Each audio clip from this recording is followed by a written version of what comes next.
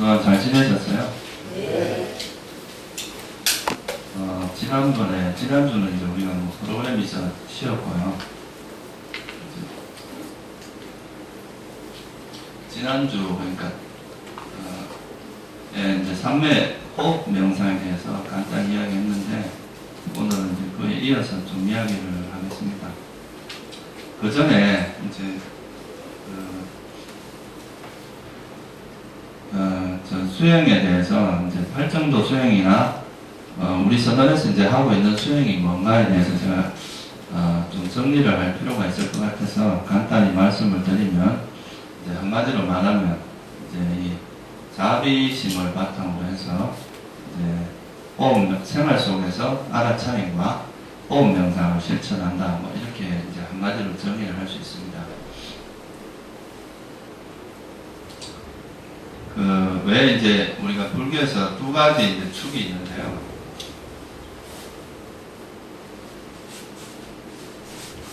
우리가 이제 불교를 이야기할 때 이제 두 가지를 보통 이야기하는데, 하나는 이제 자비심이고, 하나는 이제 지혜. 자비와 지혜, 이 두 가지를 수행의 큰 축으로 이야기를 합니다. 불교에서.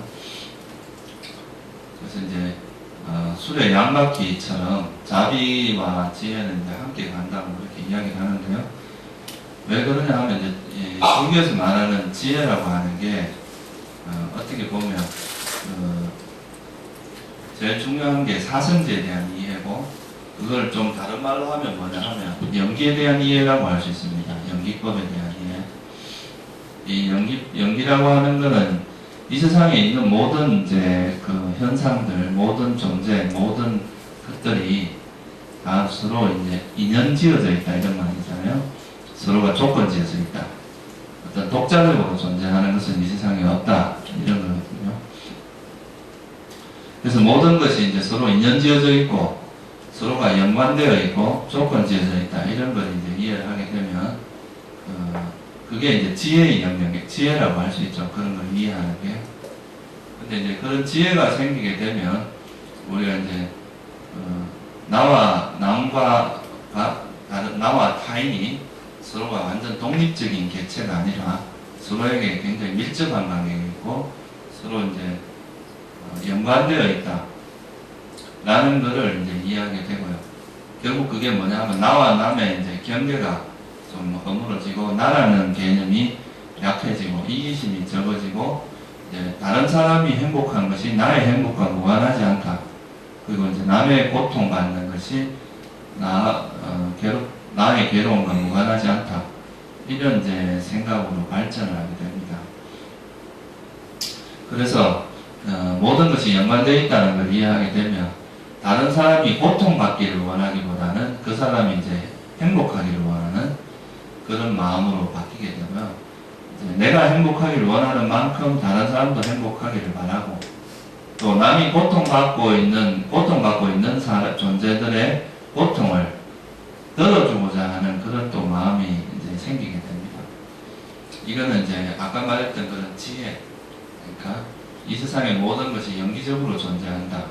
그리고 실제 독립적으로 나라고 할 만한 것을 따로 떼어내서 나라고 할 만한 것은 존재하지 않는다라고 하는 불교에서 말하는 그런 지혜의 바탕으로 하면 그런 영기적인 관계도 이해하게 되고, 나와 남을 이렇게 완전히 무관한 니가 죽든 말든 나만 잘 되면 된다라든가, 나만 잘 되면 모든 게 문제가 없다, 이렇게 생각하는 이런 자기중심적이고 이기적인 생각들을 이제,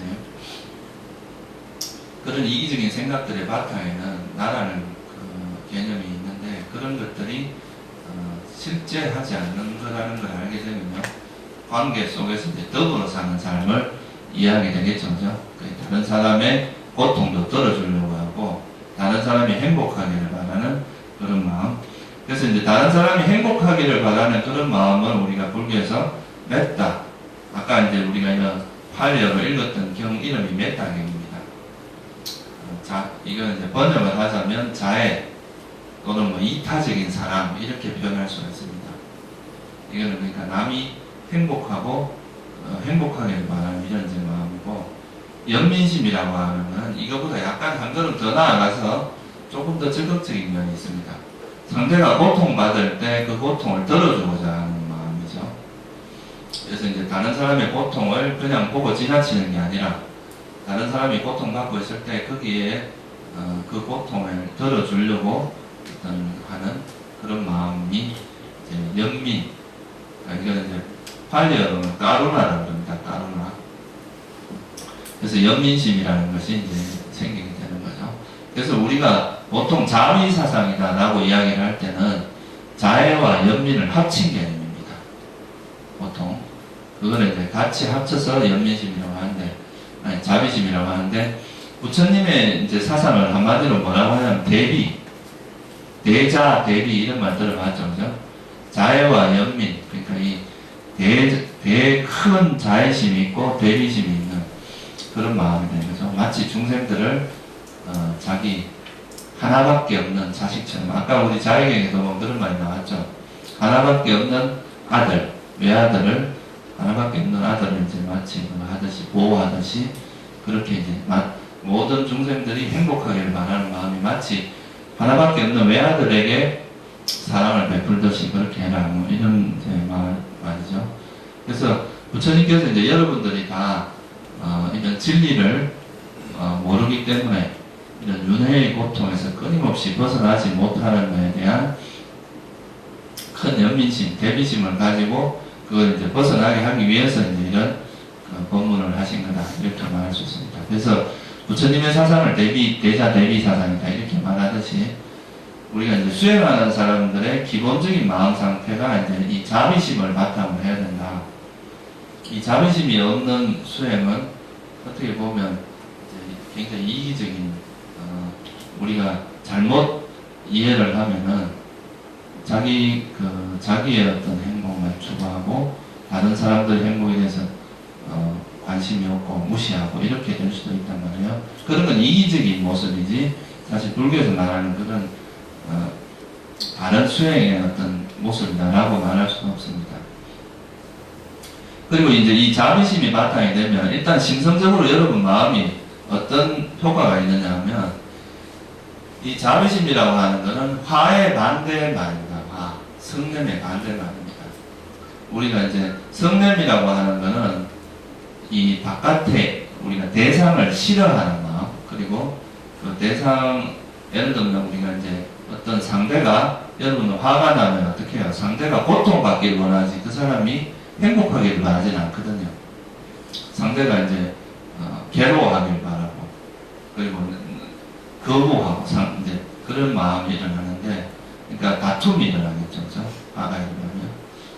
그런데 이 자비심이라고 하는 것은 그 반대로 우리가 상대를 괴로워하거나 고통을 받기를 원하거나 상대에게 미워하는 마음, 이런 걸 일으키는 게 아니라 오히려 그 사람이 고통받지 않기를 바라고 또 그 사람이 행복하기를 바라는 이런 자애심을 일으키게 됩니다.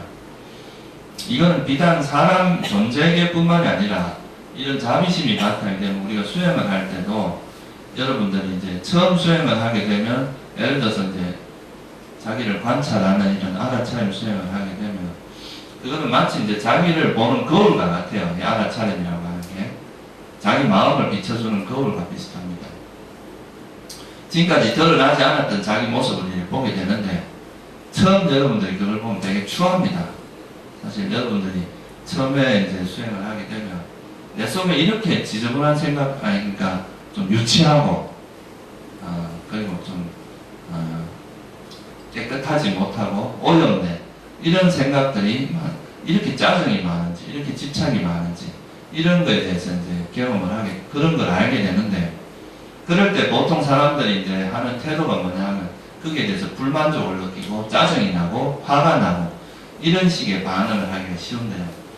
근데 이제 이런 자비심이 바탕이 되면 그런 세상을 대하는 태도가 다투지 않는 자세로 바뀝니다. 어떤 게 나타나도 그거를 이해하려고 하지 다투려고 하지 않습니다. 여러분 진짜 자식을 사랑하면 자식을 이해하려고 하지, 자식을 싫어하거나 미워하거나 또는 그거를 고통받기를 원하거나 그러진 않는단 말이에요. 그죠?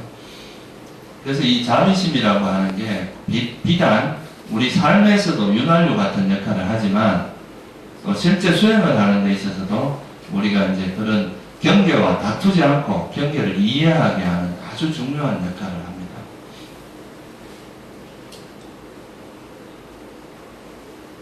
그래서 이 자해산매를 그 경전에서는 또 다른 말로 뭐라고 하냐, 무쟁산매라고 이야기하기도 합니다. 무쟁이라는 거는 이제 없을 무자에다 투쟁할 때 그 쟁자거든요. 그 다툼이 없는 산매다 이 말이거든요. 그래서 우리가 어떤 세상과 부딪힐 때 그 세상과 이렇게 싸움을 하려고 하면 되게 힘듭니다. 이 세상이. 근데 이제 다투는 마음이 없어지면 일단 자기 스스로가 마음이 이제 편안해지고 그러면 이제 되게 편안한 마음을 가지고 수행을 하기 때문에 수행을 해나가는 것 자체도 이렇게 어렵고 힘들고 괴로운 과정이 아니라 되게 즐거운 마음으로 수행을 할 수 있는 그런 또 장점이 있습니다. 그래서 우리가 수행을 하는 데 있어서는 기본적으로 이 자비심이 바탕이 되어야 된다. 그 자비심이 바탕이 되지 않고서 뭘 하게 되면 굉장히 이기적인, 자기중심적인 그런 생각으로 흘러가기가 쉽다는 거죠.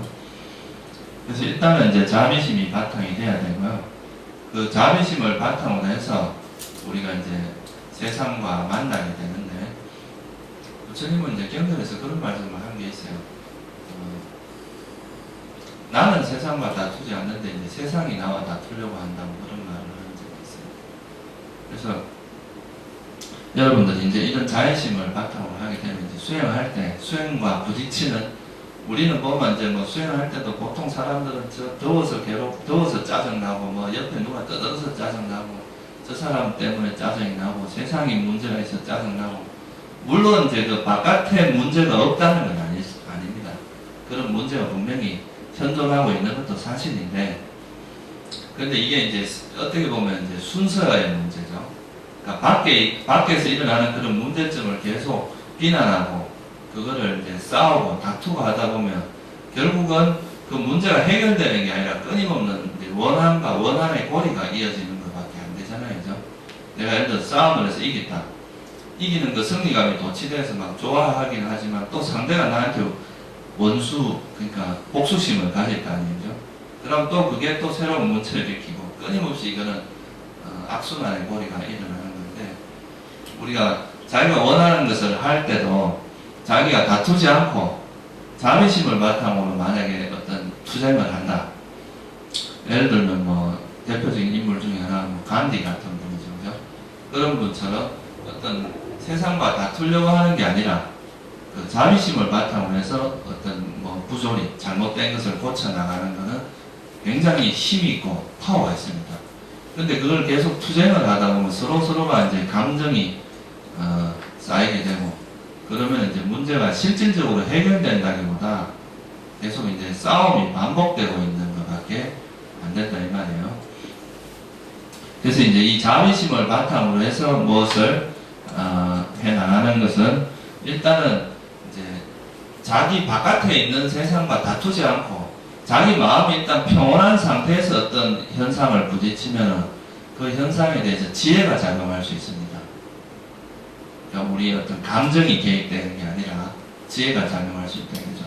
이게 이제 아까 제가 우리가 오늘 법회 주제를 할 수 있는 이 고요한 마음에서 지혜가 생길 수 있거든요. 우리 마음이 일단 흔들려 버린 상태에서는 절대 지혜가 생길 수가 없습니다. 그래서 이제 여러분들이 세상에 대해서 자비심을 가지고 있으면 일단 자기 마음이 안정되는 효과가 있고요. 자기 마음이 안정됐을 때 어떻게 보면 우리가 어떤 문제를 해결할 때도 내가 그 감정적으로 흔들리지 않는 상태에서 그 상황을 바라보면 굉장히 냉정하고 합리적인 판단을 이끌어낼 수 있는데, 내 감정이 일단 흔들려버리고 화가 난 상태에서 뭘 하려고 하면은 이거는 객관적인 생각이 일어나지 않는다는 거죠. 그러면 이제 자기 감정에 휩쓸려가지고 오판하게 되고, 그러면 이제 문제를 해결하는 게 아니라 더 문제를 키워나가는 그런 식으로 이제 될 수가 있기 때문에, 그래서 우리가 어떤 세상을 대하는 태도에서 다투지 않는 태도는 굉장히 중요하거든요. 다투려고 하지 않고 이해하려고 하는 태도는 굉장히 중요한 의미가 있기 때문에 그래서 그거를 가능하게 해주는 게 바로 뭐냐, 이 다툼을 벌이게 하고 싸움을 벌이게 하는 게 바로 자비심이 되는 거예요. 그래서 이 자비심을 바탕으로 뭘 하는 것은 굉장히 중요한 의미가 있고요. 그래서 이 자비심을 바탕으로 뭘 하냐 하면 일단은 우리 여러분들도 뭐 다 아시겠지만 어느 의사분의 말을 들어보니까 옛날에는 의학의 중요 주제가 치료였다고 그럽니다. 근데 요즘은 이게 주요한 이제 또 그 테마가 뭐냐 하면 예방이라고 그러거든요. 예방. 여러분들도 요즘 건강검진이라고 하는 이게 되게 의학에서 되게 큰 부분을 차지한다 그래요. 옛날에는 뭐 그런 거 뭐 아프지도 않았는데 왜 병원을 가냐 이런 생각을 했겠죠. 근데 요즘은 오히려 그게 미리 예방하는 게 훨씬 비용이 적게 들잖아요. 그죠? 어제 제가 어떤 사람을 만났는데 뭐 사회적으로 뭐 이렇게 화합되지 않아서 일어나는 그 손실되는 비용이 1년에 뭐 30조가 그렇다 그러잖아요. 그러니까 이 싸움으로 인해서 일어나는 그런 게 그만큼 많다는 거죠. 근데 병도 마찬가지죠. 우리가 암이나 이런 여러 가지 이제 큰 병들이 병에 걸리고 나서 그걸 치료해주기 위해서 투자되는 비용 대비 여러분들이 만약 예방을 하게 되면 그 비용이 훨씬 적게 된다는 거거든요. 그래서 뭐 요즘은 그래서 이제 병원에서 코드도 예방이라고 해요. 그걸 이제 우리 마음 공부에다 적용을 시켜보면 우리 마음도 사실 여러분들 병이 걸리고 나서 정신적인 문제가 생기고 나서 그걸 치료하려고 그러면 굉장히 어렵고 비용도 많이 들고 여러 가지로 힘듭니다. 근데 이 정신적인 문제도 예방이 중요합니다. 여러분들 정신적으로 문제가 일어나지 않도록 하는 게 훨씬 중요하다고 할 수 있거든요. 요즘은 뭐 그런 이야기도 많이 합니다. 짜증이나 우울증, 스트레스 이런 게 암보다 더 무섭다 그러죠. 그죠? 실제로 사람을 죽음에 이르게 모든 망병의 원인이 되고, 그래서 이런 이제 우리 정신적인 문제도 그런 자기에게 일어나는 그런 이제 정신적인 게 병의 원인이 되는 걸 미리 자각을 해서 그것이 더 이상 큰 문제가 되기 전에 예방을 하게 되면 큰 문제가 되지 않는데, 이것이 이제 이미 방치를 했다가 그것이 나중에 이제 문제가 되고 나서 그때 가서 치유를 하려고 하면은 되게 어려운 일이 됩니다. 그래서 이제 그 자기 문제를 자각하고 자기 정신적인 어떤 흐름을 이해하고 그걸 자각하는 그 메커니즘이 바로 뭐냐 하면 이제 불교에서 말하는 이 일종의 알아차림이라고 하는 거거든요. 그래서 우리가 우리 삶에서 일어나는 그런 어떤 정신적인 흐름을 내가 이렇게 내 마음이 어떻게 흘러가는지를 만약 여러분이 자각을 할 수 있다면 그런 큰 문제가 엄청나게 많이 해소가 될 수 있는 거죠. 그죠?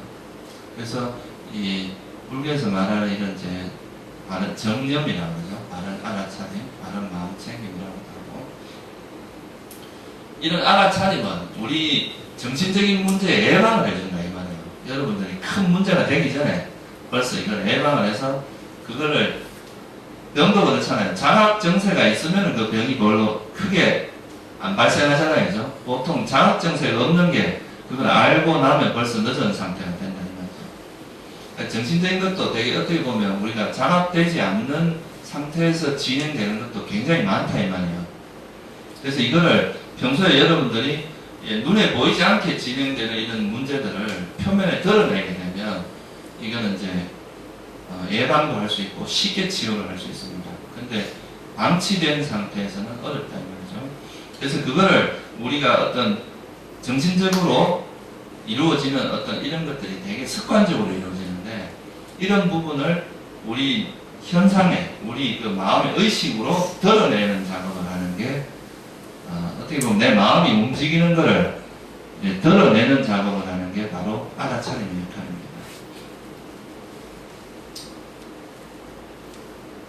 이 육조 단경에 보면 제가 되게 좋아하는 말 중에 하나가 한 등불이 천년의 어두움을 밝히냐 이런 말이 있어요. 등불이 하나 켜지면 이 천년간 어두웠던 이 방도 환하게 밝아지잖아요. 그죠? 그런 것처럼 여러분이 이제 지혜, 알아차림을 통해 알아차림과 지혜가 작용하기 시작하면 이게 어둠 속에서 움직이는 것들이 밝음에 드러납니다.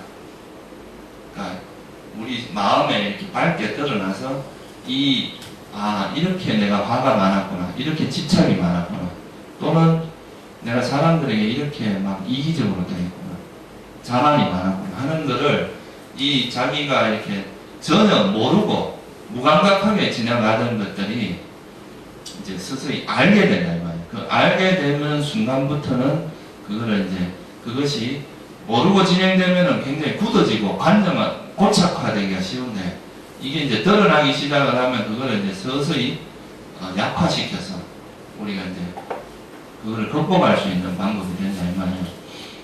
그래서 어떻게 보면 불교 수행을 한마디로 이야기하면 우리가 대응 방식을 바꾸는 거다 이렇게 말할 수도 있습니다.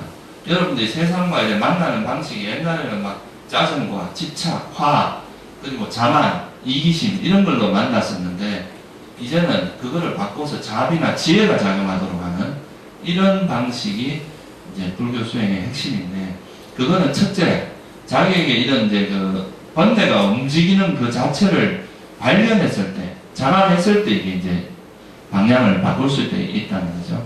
자기가 번뇌로서 작용하는지 안 하는지, 자기가 자만에 빠져 있는지 이기적인지 이런 걸 스스로가 모른다 그러면 이제 고치기가 힘들단 말이에요. 그래서 그걸 가능하게 해주는 것을 우리가 이제 불교에서는 윗바사나 수행이라고 이야기를 합니다. 이거는 이제 그 알아차림, 자각을 통해서 지혜를 개발하는 방식이죠. 이거는 또 다른 말로 하면 뭐냐 하면 바르게 생각하는 법을 가르쳐 주는 거라고 할 수 있어요. 생각을 하되 좀 이제 지혜롭게 해라, 지혜로운 생각을 하게 만드는 이런 거라고 할 수 있는데, 여러분들 예를 들어서 이런 걸 한번 가정을 해보세요. 살아가는데 내가 이제 이 생각을 하고 싶어요. 그럼 그 생각을 하고, 하기 싫은 생각이 있어. 그럼 그 생각을 안 한다. 이렇게 생각을 하면 얼마나 편하겠어요, 그죠? 사는 게 진짜 편하겠죠. 이런 건 좀 하기 싫은 생각 좀 사라져라 하면서 없어지고, 있는 생각을 탁 하면 자기가 하고 싶은 생각을 할 수 있고, 이러면 정말 뭐 세상 사는 게 뭐 걱정거리 없이 살 겁니다. 그게 이제 가능한 존재가 아닙니다. 아라한이 되면은 하고 싶은 생각을 할 수 있고 하기 싫은 생각을 안 할 수 있어요. 그래서 어떻게 보면 우리가 이제 위파사나를 실천하는 것은 바른 생각, 그러니까 좀 유용한 생각, 여러분 삶의 행복에 유익한 생각, 그런 거를 하게 만드는 거고, 이 호흡 명상 같은 경우는 생각을 멈추는 훈련을 하는 거죠. 생각을 안 하는 훈련을 하는 겁니다.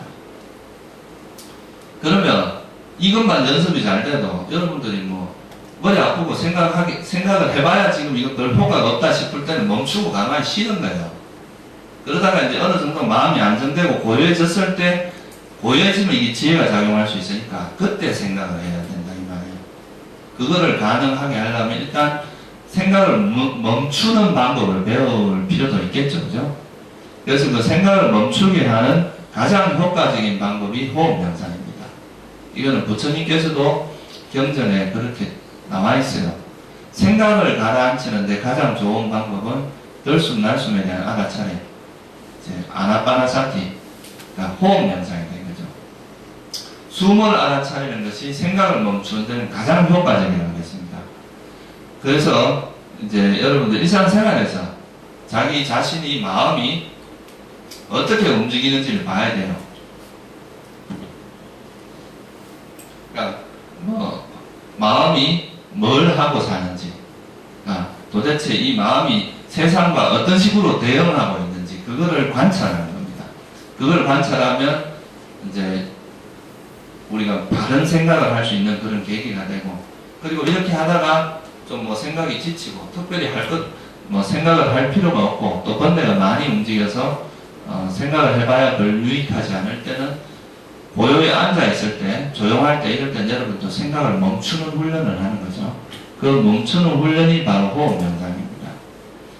그러면 마치 이제 우리가 집에서 편히 쉬다가 일을 하러 나가서 일을 하다가 또 피곤하면 다시 돌아와서 집에서 편히 쉬다가 또 일을 하러 나가고, 이런 것처럼 이제 호흡 명상을 통해서 마음이 차분히 가라앉았을 때 이 가라앉은 마음으로 또 나가서 지혜를 작용하고, 지혜를 작용하다 보면 이게 또 힘이 약하면 또 이 번뇌에 오염되기 쉽거든요. 그럴 때 다시 또 이 고요함을 가질 수가 있고, 이게 이제 서로서로 도와주는 그런 관계가 된다 이 말이에요. 그래서 때로는 일상생활을 할 때 우리가 뭐 일을 하거나 밥을 먹거나 길거리를 가거나 뭐 이럴 때는 우리가 이제 자기 마음을 잘 지켜봐서 이 마음이 세상과 어떻게 반응하고 있는지 이거에 대한 관찰이 필요합니다. 알아차림, 지켜보는 거. 그래서 이거는 뭐 구태여 표현하자면 지켜보는 마음이다 이렇게 이야기할 수 있어요. 내가 어떻게 노는지를 지켜보는 그거를 이제 우리 마음은 자기 마음 스스로가 자기를 자기가 볼 수 있는 능력이 있어요. 마음이라는 게 아주 독특한 능력이 있습니다. 그래서 자기 앞에서 일어났던 마음을 뒤에서 일어나는 마음으로 이 마음을 인식할 수 있어요. 그러면 그게 이제 자기가 일어났던 마음을 관찰하고 또 새로운 마음이 일어나면 그걸 관찰하고 이게 이제 이어지는 걸 우리가 구태여 표현하자면 지켜보는 마음이다 이렇게 말할 수 있는데, 이 지켜보는 마음이 있으면 이제 내가 어떻게 하는지를 다 지켜보는 거죠. 마치 그 감시자처럼. 그러면 이제 이게 번뇌에 물들지 않고 지혜가 작용하도록 하는 우리 마음을 보호해주는 역할을 합니다. 그러다가 좀 또 여건이 되면, 예를 들어서 여러분들이 좀 시간이 나고 자선할 수 있는 그런 상황이 되면은, 그럴 때는 숨에 대한 알아차림을 통해서 다른 생각을 넣는, 이게 이제 마음을 멈추는 방법입니다. 그 멈추는 거를 그냥 아무 생각 없이 멈추게 되면은 소위 말하는 멍한 데 우리가 잠이라고 하는데 빠질 수가 있어요. 그 해태, 혼침 이런 데 빠질 수 있는데, 뭔가 하나의 주제가 있어야 돼요. 뭔가 우리가 이렇게 마음을 어디 하나 딱 걸어놓고 다른 생각을 놓아야지 놓을 수가 있지, 그냥 아무 생각 없이 그냥 가만히 앉아있으면 이거는 그 멍청한, 우리가 마치 잠자는 것과 똑같은 그런 상태에 빠져든다 이 말이에요. 이거는 이제 무기공의 상태라고 이야기를 하죠, 그죠? 이건 오히려 우리가 술을 마셔서 멍해진 상태랑 비슷합니다. 생각은 없어지고. 이런 거는 여러분에게 지혜를 생기게 하는 게 아니라 오히려 지혜가 사라지게 하는 효과가 있기 때문에, 그래서 이제 어떤 하나의 주제를 가지고 거기에 하나의 대상이 알아차림을 함으로써 다른 생각을 넣는 방식을 취해야 된대요. 그 하나의 대상이 숨이라는 거죠. 들숨 날숨이라고 하는 이 숨에다가 알아차림을 하면서 다른 생각을 놓아버리는 게 이제 호흡 현상입니다. 그래서 이런 고요함 속에서 지혜가 생긴다는 걸 여러분이 이해하는 게 좀 필요합니다. 그래서 경전에도 보면 이 삼매의 조건, 아니 지혜의 조건이 뭐냐? 그 여실지견, 우리 여실지견이라는 건 여실이라는 거는 여여할 여자에다가 같을 여자, 실제. 그러니까 다시 말하면 있는 그대로의 보는 지혜를 말합니다. 있는 그대로 보는. 우리는 보통 어때요? 번뇌가 있으면 왜곡되잖아요, 그죠? 자기가 좋아하는 거는 보고 싫어하는 건 안 보려고 하기 때문에 그 사물을 있는 그대로 보는 게 아니라 왜곡되게 보게 되는데, 그런 번뇌가 없는 마음으로 보게 되면 있는 그대로 볼 수 있다 이거죠, 그죠? 그렇게 보는 거를 우리가 여실지견, 이건 중국에서 번역을 한 거고, 빨리어로는 야타부타라고 해요. 야타부타. 이거는 뭐냐면 있는 그대로란 말이고, 그리고 이제 왜곡되지 않은 상태, 그런 우리 의식에 의해서 왜곡이 되지 않는 그런 있는 그대로의 상태로 보는 거를 이제, 그게 이제 지혜가 생기려면 그렇게 봐야 되는데, 그렇게 되도록 해주는 게 바로 뭐냐? 삼매다 이거예요. 고요함. 고요함이라는 건 다른 말로 하면 번뇌가 가라앉은 상태를 이야기합니다. 번뇌가 있으면 마음이 절대 고요해지지 않거든요. 여러분 집착을 하면 마음이 안 고요해지죠, 그죠? 성이 났을 때는 마치 마음이 뜨거운 물에서 부글부글 끓는 거랑 같은데, 그럴 때 어떻게 마음이 고요해지겠어요? 그래서 그런 고요한 마음에서 지혜가 생기기 때문에, 먼저 이제 그런 고요함이 없는 지혜는 불교에서는 지혜라고 하진 않아요. 그래서 우리가 보통 세속에서도 학문을 하거나 이렇게 머리가 좋으신 분들은 사실 굉장히 머리가 뛰어나잖아요, 그죠? 근데 그런 사람들은 그 밑바탕에 아상이 바탕이 되어 있고, 이기심이 바탕이 되어 있고, 만약에 분노가 바탕이 되어 있다면 아무리 좋은 생각, 아무리 기발한 생각을 한다 하더라도 이걸 불교에서 볼 때 지혜라고 하진 않는다 이 말이에요. 예를 들어서 우리가 자기 목적을 위해서 세상을 속이고 자기 이익을 위해서 이렇게 포장을 해서 자기 위기상을 넘어갔어요. 그런 것도 어떻게 보면 세속적으로 보면 지혜라고 할 수 있지만 불교에서 말하는 그런 지혜하고는 좀 다릅니다. 불교에서 말하는 지혜는 이런 번뇌가 없는 상태에서 이루어질 수 있는 거기 때문에 그게 이제 어떻게 보면 세속적인 지혜와 좀 다른 점이라고도 할 수 있겠죠, 그죠? 그래서 이 이기적이거나 자아중심적이거나 이런 것이 없는 마음에서 이루어지는 거라고도 할 수 있어요, 지혜라는 거는. 그래서 지혜는 기본적으로 이런 번뇌가 가라앉은 고요함이 나타나야 된다. 그래서 그걸 거꾸로 이야기하면 객관적이고 어떤 감정에 휩쓸리지 않고 그냥 평온한 마음 상태에서 현상을 바라보는 지혜다. 그거를 지혜라고 하는 거죠. 그래서 이 삼매라고 하는 것이 사실 이제 지혜를 우리가 일으키는 데 있어서 굉장히 중요한 역할을 합니다. 그래서 이 삼매를 개발하는 방법 중에 우리가 순간순간의 참매, 이거를 우리가 찰나삼매라고 해요. 그때 예를 들어서 이제 내가 이 종을 보다가 이걸 보다가 이렇게 현재 일어나고 있는 것을 놓치지 않고 현재 일어나는 그 현상에 집중을 하는 거. 이런 거는 순간순간 대상은 변하고 있지만 내가 그 순간순간 일어나는 대상에 딱 마음이 알아차림이 유지되면서 집중되고 있기 때문에 이런 것도 찰나삼매라고 표현을 합니다. 더 정확하게 이야기하면 어떤 개념이 아니라 실제 일어나고 있는 현상을 볼 때 그럴 때 우리가 그거를 찰나삼매라고 이야기를 해요. 그러니까 찰나삼매를 통해서도 마음이 고요해집니다. 그런 것도 가능한데 이제 여기서 말하는 호흡 명상을 통해서 얻어지는 삼매는 또 그거하고는 약간 또 질이 다릅니다. 우리가 비파사나 수행을 할 때도 이제 현재 이 순간 일어나는 걸 보는 거 이것도 이제 찰나삼매라고 하는데 이제 호흡 명상은 아예 생각을 멈춰버리는 상태를 만드는 거거든요. 그러니까 이런 상태가 되면은 어떤 효과가 있느냐 하면은 우리가 일상생활을 하면서 이제 찰나삼매가 진행되는지 안 되는지 이거를 사실은 자기가 정확하게 알기가 좀 어려운 측면이 있어요.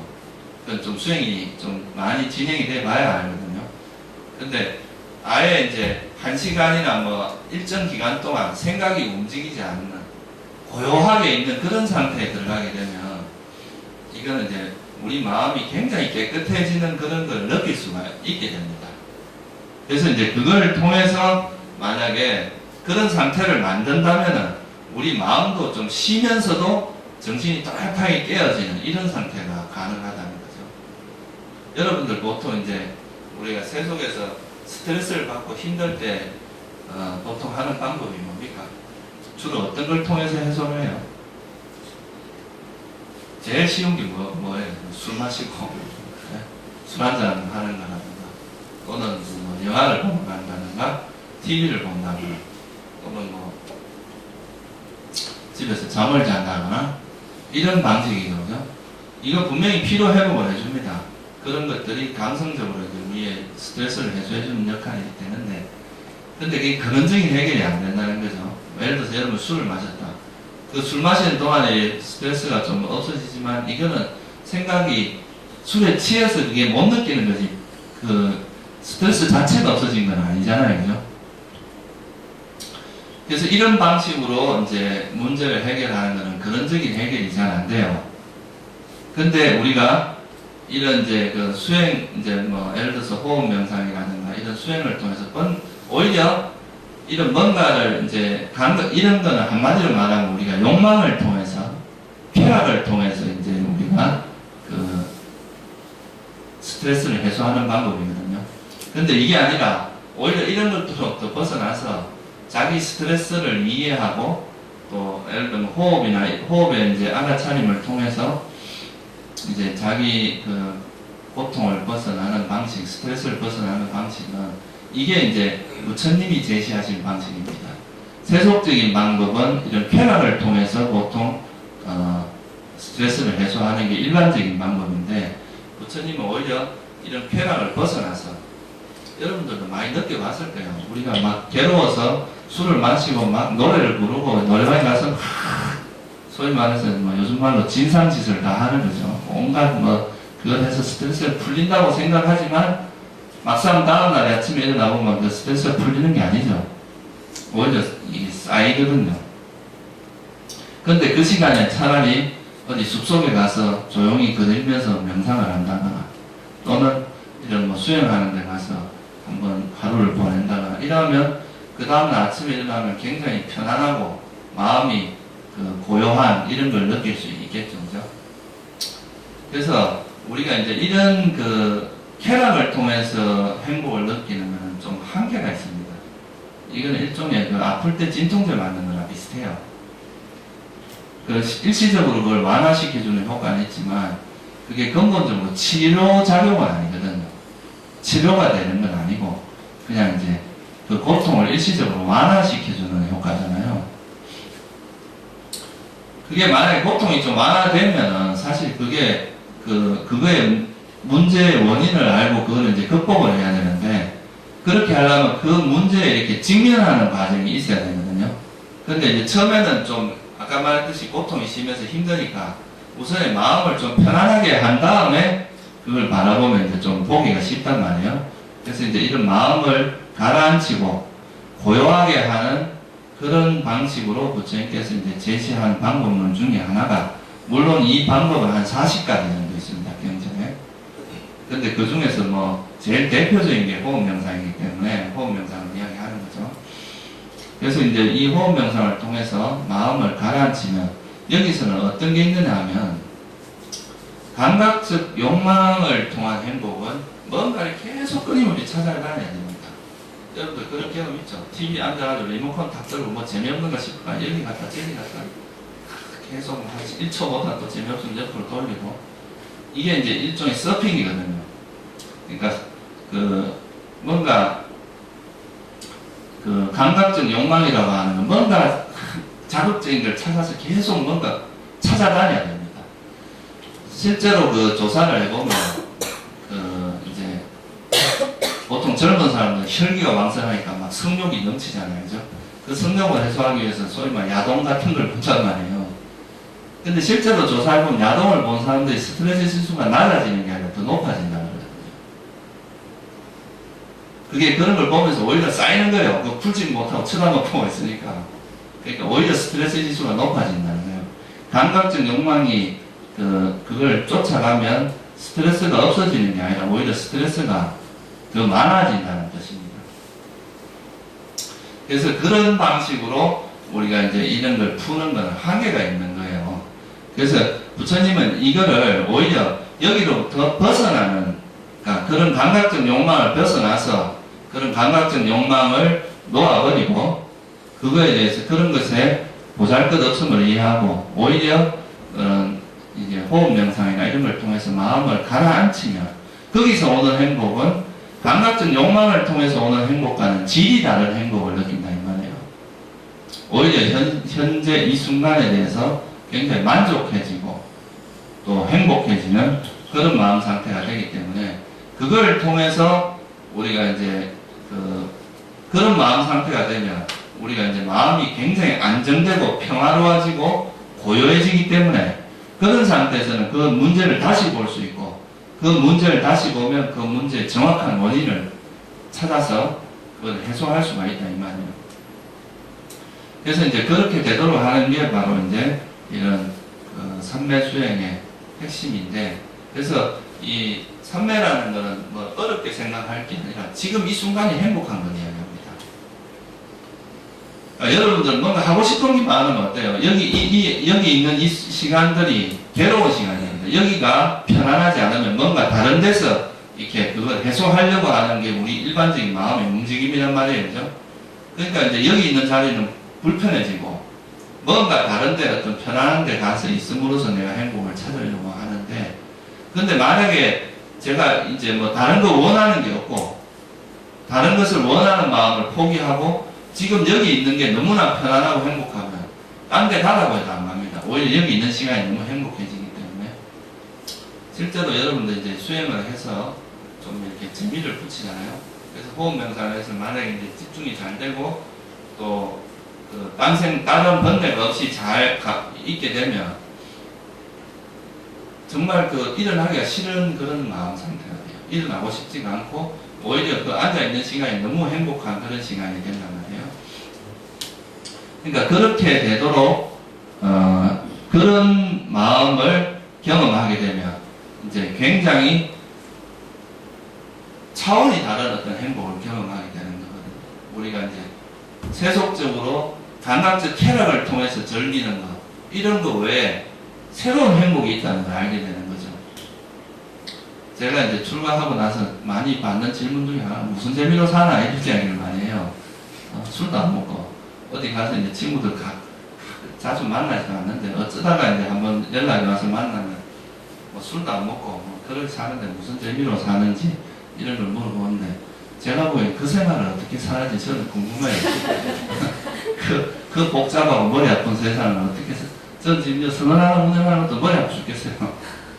이게 뭐 어떻게 보면 가족 부양해야지 뭐 골치 아픈 일이 너무나 많거든요. 근데 오히려 여러분들도 그런 거는 좀 오해를 할 수도 있는데요. 감각적인 쾌락을 통한 그 행복이 거기에 너무 젖어 있기 때문에 그거를 떠나면 못 살 것 같죠, 그죠? 근데 막상 여기를 떠나보면 그 가락을 타는 겁니다.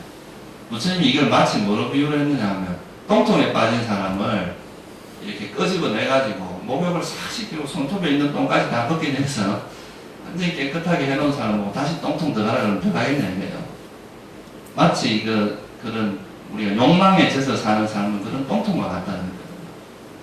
그러니까 그게 이제 거기 있을 때는 그게 다인 거라고 생각하고 그걸 떠나면 못 살 것 같지만 막상 거기서 조금이라도 벗어나 보면 그것이 얼마나 보잘것없는 것이고 또 거기서 사는 것보다 이런 이제 그런 거에서 벗어나서 욕망을 적게 하고 작은 것에 만족하고 화내지 않고 자비를 가지고 살고 이런 게 훨씬 마음을 평화롭게 하고 안정적이라는 것을 알게 됩니다.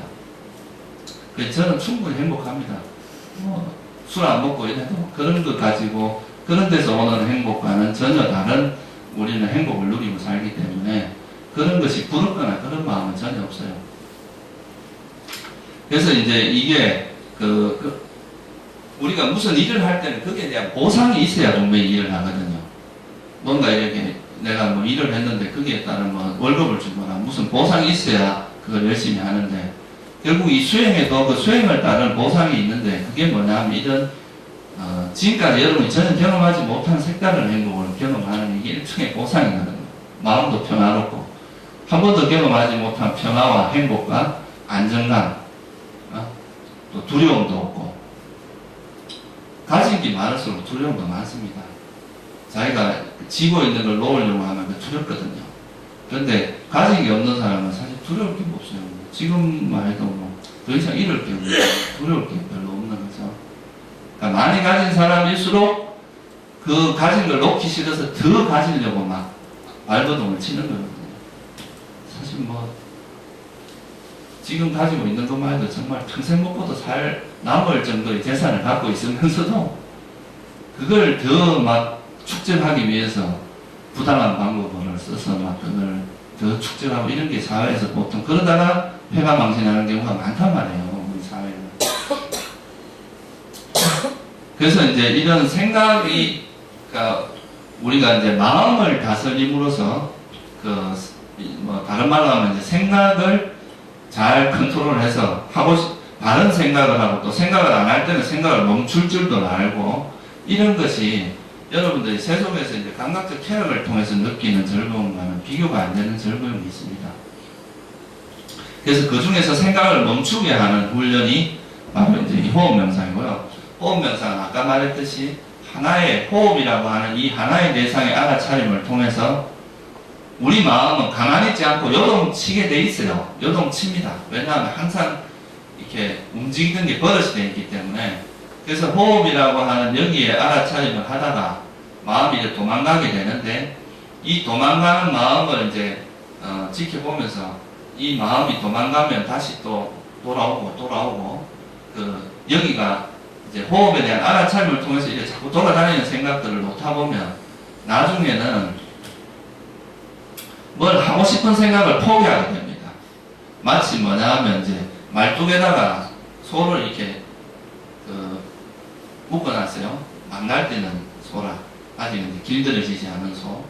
꽃두를 매갖고 이렇게 다 묶어놨는데 이 소가 처음에는 어때요? 막 날뛰겠죠, 그죠? 자기가 막 뛰놀던 데가 있으니까 막 날뛰고 돌아다닙니다.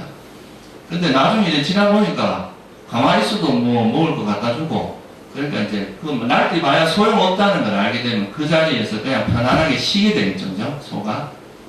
그런 것처럼 우리 마음도 처음에는 온갖 대상으로 돌아다니는 게 버릇이 되어 있기 때문에 처음에 호흡에만 이렇게 있으려고 하면 마음이 날뛰게 되어 있습니다. 근데 자꾸 이렇게 호흡에 머물러 있다 보니까 이 날뛰는 것보다 호흡 그냥 이렇게 가만히 아무것도 하지 않고 원하는 거 없이 그냥 머물러 있는 이 시간이 훨씬 즐겁다는 걸 알게 되면 이런 번뇌들을 포기하게 됩니다. 그리고 이런 번뇌들은 어차피 왔다 가는 거지 내가 뭐 어떻게 할 수 있는 게 아니에요. 조건 따라 왔다 갔다 하는 거기 때문에 그런 걸 개의치 않고 호흡에 대한 알아차림만 지속하다 보면 이제 서서히 마음이 여기 길들여져서 그냥 멈춰있는 그 시간이 훨씬 즐겁고 행복하기 때문에 다른 걸 포기하고 거기 머물러 있게 되는데, 이런 상태가 되면 우리 마음이 이제 어떻게 되냐면 굉장히 이렇게 밝아집니다.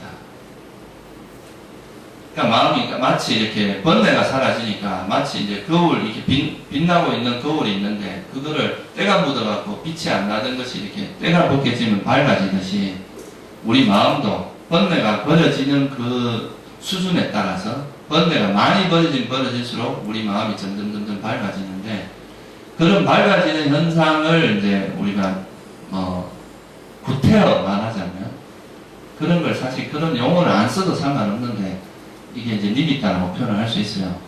이게 환하게 밝아지면서 우리 마음이 밝음 속, 그러니까 또릿또릿해지면서 마음은 밝아지고 편안해지고 그런 상태가 됩니다.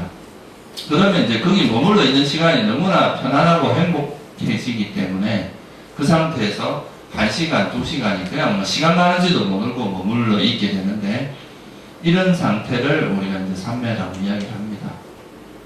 그래서 이 삼매 상태가 되면 여러분도 생각을 해보세요. 이 세상에 대통령 뭐 아무리 부자라고 해도 몇 시간을 단 한순간도 번뇌 없이 고통 없이 행복만 가득한 그런 시간을 보낼 수 있어요? 없어요?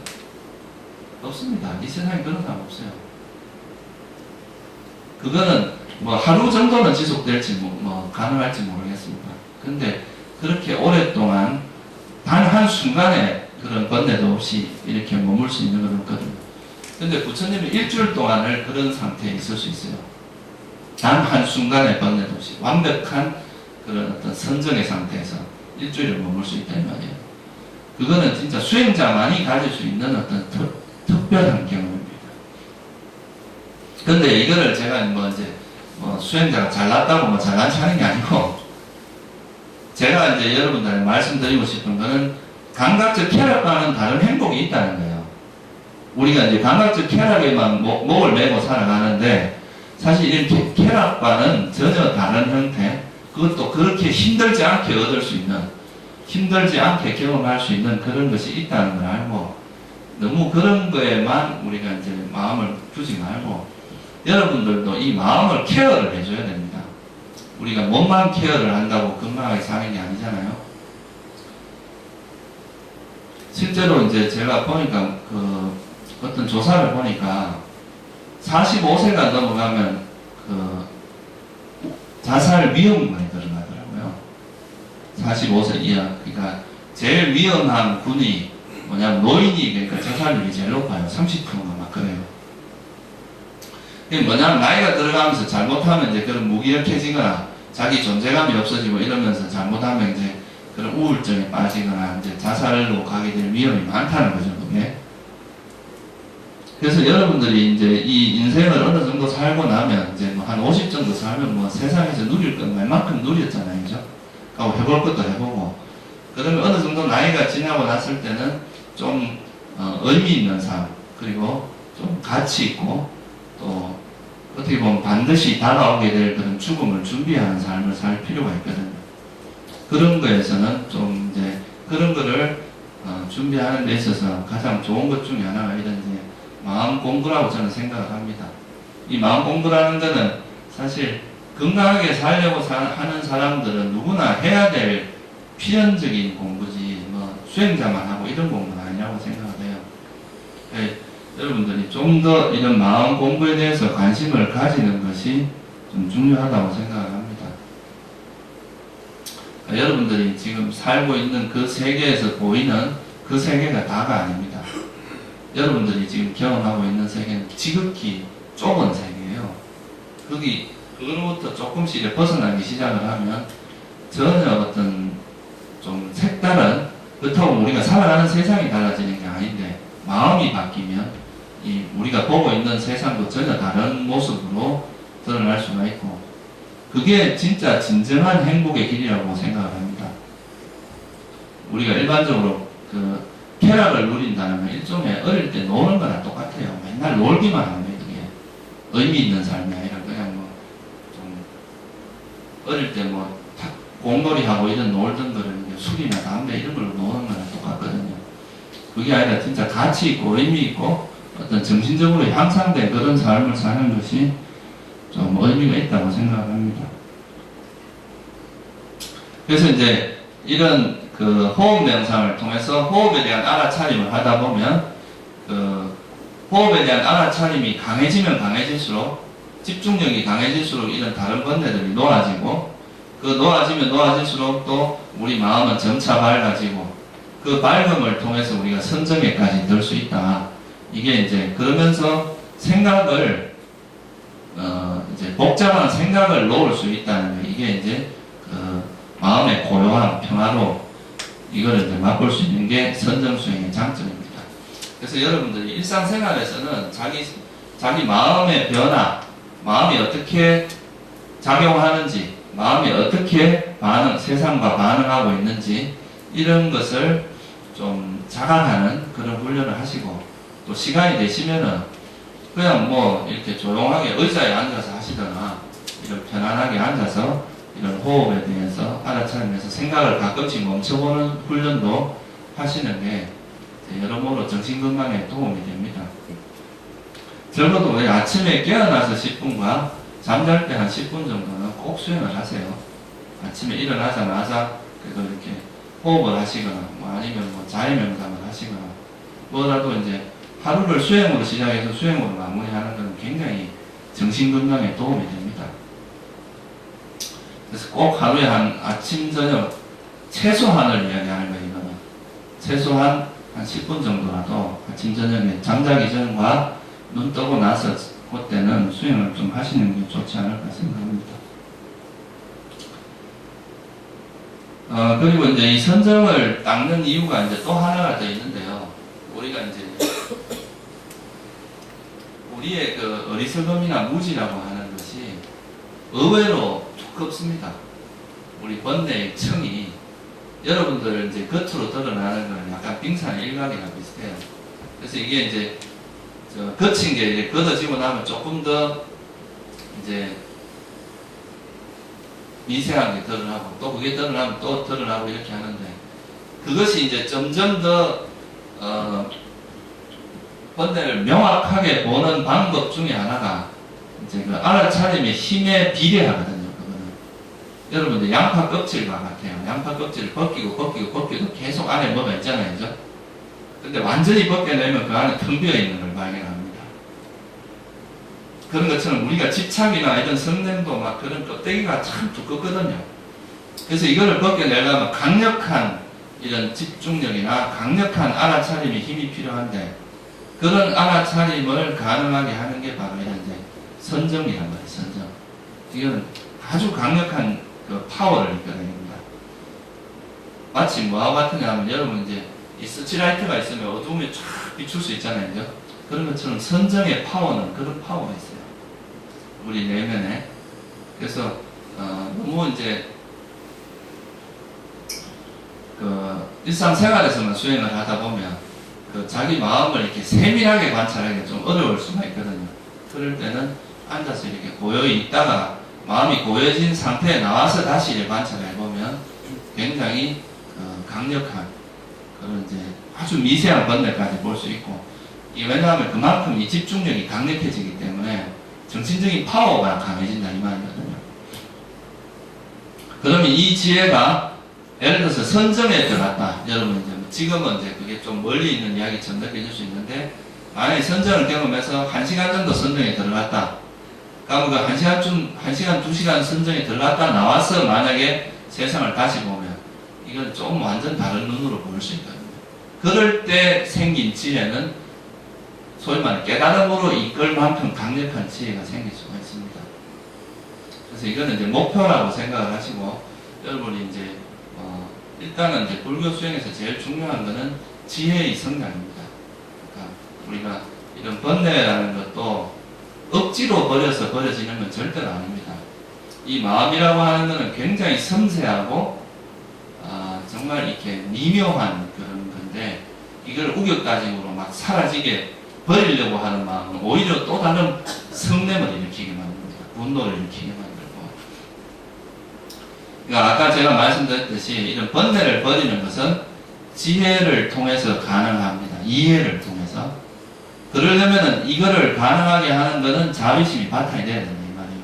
그래서 이 세상 이런 경계를 대할 때 이해가 이루어지면 저절로 버려집니다. 우리가 억지로 버리려고 하면 오히려 그건 더 발버둥을 치게 돼 있어요. 마음이라는 것은 이제 이해를 통해서 이런 번뇌라는 게 정말 하잘것없고 내가 가까이 할 만한 것이 아니다. 만약에 여러분이 정말 번뇌를 암이나 독약 이렇게 볼 수 있다면 그 번뇌를 가까이 안 할 겁니다. 근데 뭔가 저 속에 뭔가 좋은 게 있지 않을까 하면서 자꾸 이제 가까이 하는 거라고 볼 수 있겠죠. 그래서 이 번뇌를 철저히 이해를 하는 것이, 그 번뇌와 싸우려고 하고 다투려고 하면은 오히려 고통이 커진다는 것을 좀 이해를 하시면 좋겠고요. 그래서 이해하고 내려놓는 게 돼야지, 이게 그냥 단순히 억지로 버리려고 하는 것은 오히려 더 큰 번뇌를 유발한다는 것을 좀 이해를 하시고, 일상생활 속에서 이거를 이제 잘 실천을 하시기 위해서 노력하시면 좋지 않을까 생각합니다. 그리고 이제 이 수행은 되게 이제 한 번 해서 되는 건 아닙니다. 이게 왜냐하면 이제 우리가 습관화된 대응 방식을 바꾸는 거기 때문에 사실 이건 끊임없는 반복, 훈련, 노력 이런 걸 통해서 이제 이걸 극복할 수 있는데, 그래서 여러분들이 이 수행을 뭐 한 번 이제 경험했다고 이게 다 알아지는 건 아니거든요. 그래서 반복해서 이게 이제 지속적으로 그걸 실천하는 과정을 통해서 이게 어떻게 보면 과거에 화를 내던 회로가 이제는 자비심의 회로가 바뀔 정도로 노력이 돼야 진짜 여러분 변화가 일어납니다. 내가 이미 화내는 거나 집착하는 걸로 형성이 되어 있는데 한두 번 노력한다고 이게 바뀌겠어요? 그거는 불가능합니다. 그래서 여러분들이 또 뭐 수행 그런 프로그램이 있으면 그런 데서 한번 참여를 해보시고 꾸준히 반복해서 이제 그런 수행을 자기를, 그러니까 이런 마음을 개발하는, 마음을 이해하고 그런 마음을 이제 어떻게 마음을 개발, 마음 공부를 어떻게 하는지 이런 걸 지속적으로 함으로써 좀 발전이 있지 않을까 그렇게 생각합니다. 네, 오늘은 여기서 마치겠습니다.